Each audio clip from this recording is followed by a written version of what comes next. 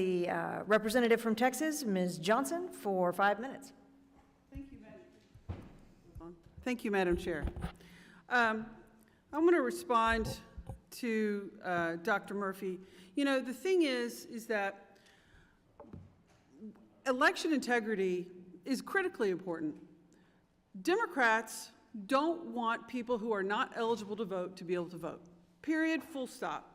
But what we do want is that every eligible voter gets the chance to vote and that their constitutional rights are not infringed upon.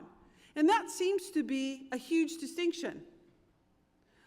Dr. Murphy just said he was okay with a citizen not being eligible, not being allowed to vote if it prevented somebody who wasn't eligible to vote from voting. The reality of it is the Constitution of the United States is pretty clear on the matter. I have my little pocket handy-dandy Constitution. The right of citizens of the United States to vote shall not be denied or abridged by the United States or by any state, period. And Ms. Helling, your constitutional rights to vote were abridged by the state of North Carolina, weren't they? They were. And that is unacceptable in this country. I don't want dead people voting. I don't want people who are non-citizens or not eligible to vote any more than anybody else does. But I damn sure want eligible citizens to be able to cast their ballot. And so the problem is, Madam Chair, and in this hearing, we're not talking about the ways to improve the system to make sure that we have inviolate guardrails in place to keep citizens from being prevented to vote. And in Texas, you know, Republicans have controlled Texas now for almost 30 years. And, you know, Greg Abbott, our governor, tried to kick 95,000 people off the rolls in 2019, saying they were non-citizens. And it turned out, you know what? They were actually citizens.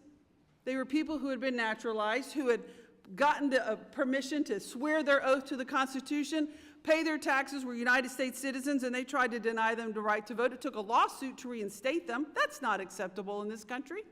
That's not preserving election integrity. Greg Abbott also tried to kick 1.1 million voters off the voter rolls in Texas, saying there was all kinds of fraud. Now, granted, he administers the Secretary of State's office to allow these unauthorized people to vote that he supposedly now is saying, oh, we shouldn't have voting. And again, that was proven that it was full of legal U.S. citizens to cast their right to vote. You know, there's all sorts of things we could talk about. Online registration. If every state had online registration, you could go in, update your registration, and it would update it. You wouldn't have all these duplicate entries. But you know what? Texas doesn't let online voter registration. To your point, Mr. Adams, human error.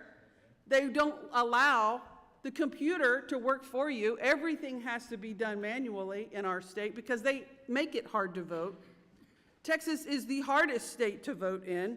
I believe somebody said that, I think one of you said, the United States is the easiest country to vote. I beg to differ. And at least in my state, you can't register online. You can't register the same day. You have to print a ballot. You know how many young people don't even have access to a printer? And then you have to mail it and stamp it. They can't even figure out their way to get to a post office. It's no wonder why young people aren't voting. We make it hard for people to register to vote. If we wanted it to be easy, everything would be able to be done online. We pay our taxes online. We do everything else online. If we had a national voter registration system, then maybe all this interstate moving could be addressed. There's things that we should be debating to improve the system, and I'm here for that all day long. But what I am not going to tolerate is this notion that we should deny citizens the right to vote like you had, like what we're seeing in Texas, like what we saw in Georgia, like what we're seeing in states throughout this country under the name of cleaning a list.